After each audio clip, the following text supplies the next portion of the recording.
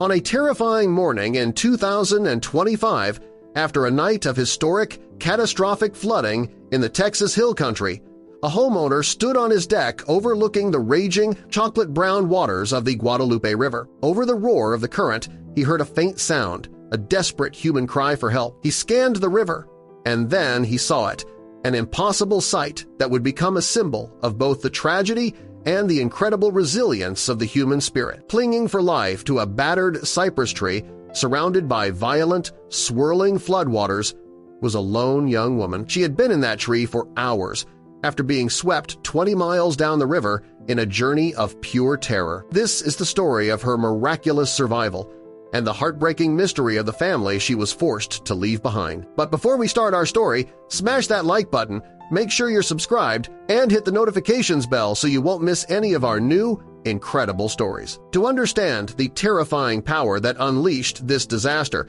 you must first understand the beautiful and treacherous nature of the Texas Hill Country. This region of central Texas is a landscape of stunning beauty, with rolling hills, vast ranches, and crystal-clear rivers that wind their way through limestone bluffs lined with ancient cypress trees. The Guadalupe River is the heart of this region, a beloved destination for millions of people who come to swim, fish, and camp along its idyllic banks.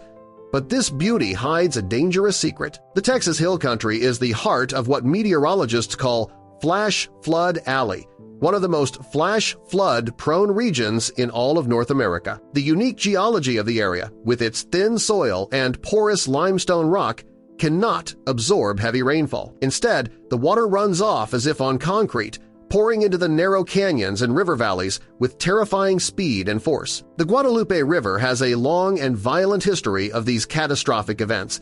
In the summer of 2002, a historic storm stalled over the region, dumping over 30 inches of rain in just 1 week. The river transformed from a gentle stream into a monstrous, raging torrent. The floodwaters were so powerful they completely overwhelmed the Canyon Lake Dam, sending a wall of water over the spillway that was twice the height of Niagara Falls.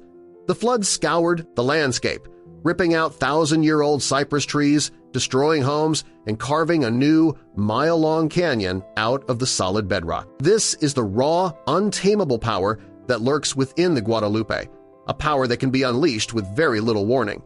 It was this power that was about to change one family's life forever. Our story begins with a 22-year-old woman and her family on what was meant to be a joyful annual camping trip. They had set up their camp in a beautiful, free-to-use park on the banks of the Guadalupe River, near the small town of Ingram, Texas. It was a place of happy memories, a tradition they cherished. The family, the young woman, her mother, her father, and other relatives spent the day enjoying the river, grilling food, and laughing together, completely unaware of the developing weather system hundreds of miles away in the Gulf of Mexico. That night, the storm moved in. It was not a typical Texas thunderstorm.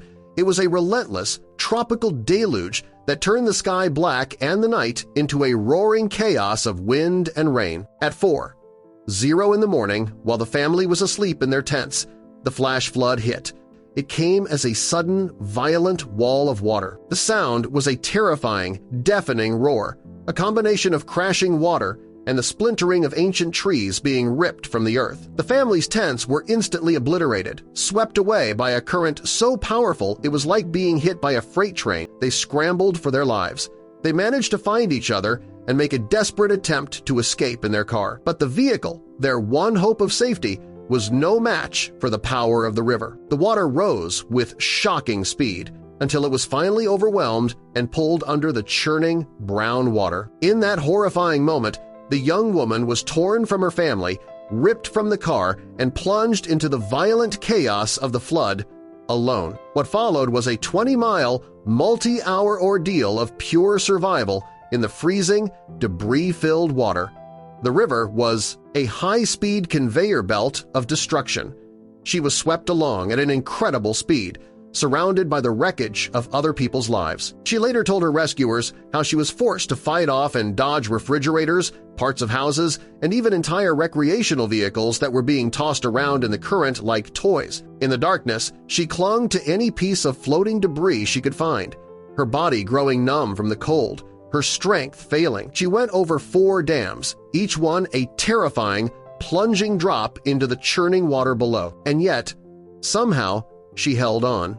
After several hours, as the first light of dawn began to break, she saw a massive, sturdy cypress tree that was somehow still standing in the middle of the current. With the last of her strength, she managed to grab onto one of its thick, low-hanging branches and pull herself out of the deadly water.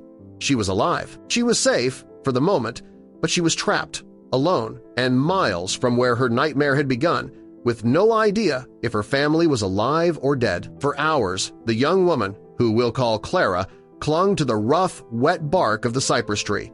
The world around her was a roaring, chaotic blur of brown water and debris. She was hypothermic, bruised, and utterly exhausted, running on pure adrenaline and the primal will to live. One massive limb of the ancient tree had already been torn away by the force of the current, and she watched in terror as the water relentlessly battered the branch she was holding onto. Below her, the river was a terrifying spectacle, a destructive force carrying with it the sad remnants of her family's happy camping trip and the lives of countless others. At that point, she had been in the tree for several hours, a lone survivor in a world that had been washed away. And then, when her strength was almost gone, she began to scream for help, her voice a raw, desperate cry against the thunder of the flood. It was around 8:00 in the morning when a homeowner in Center Point, Texas, a town 20 miles downstream from where Clara's ordeal began, stepped out onto his back deck to survey the historic flood. He heard something faint over the river's roar, a scream.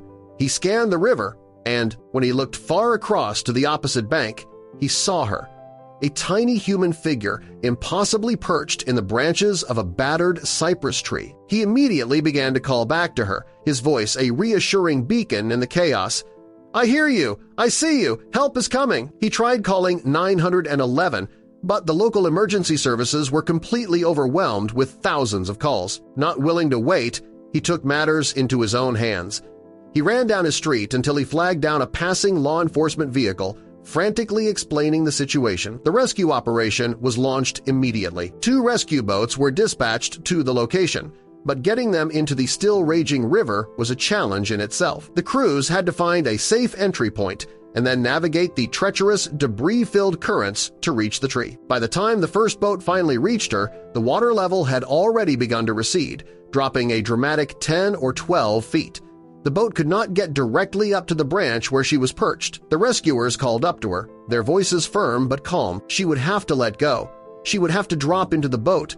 Mustering the last of her courage, Clara let go of the branch that had been her sanctuary for hours. She fell, exhausted and weak, face-planting into the bottom of the rescue boat. The crew pulled her in, wrapped her in blankets, and immediately began the difficult journey back to shore.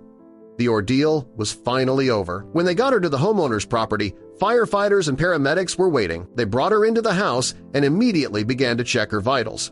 And this is where her story went from tragic to truly miraculous. Despite being swept for 20 miles through a violent flash flood, tumbling over 4 dams, and dodging massive debris like refrigerators and RVs, her injuries were astonishingly minor. She had a few bumps, bruises, and scrapes, but she was otherwise physically intact.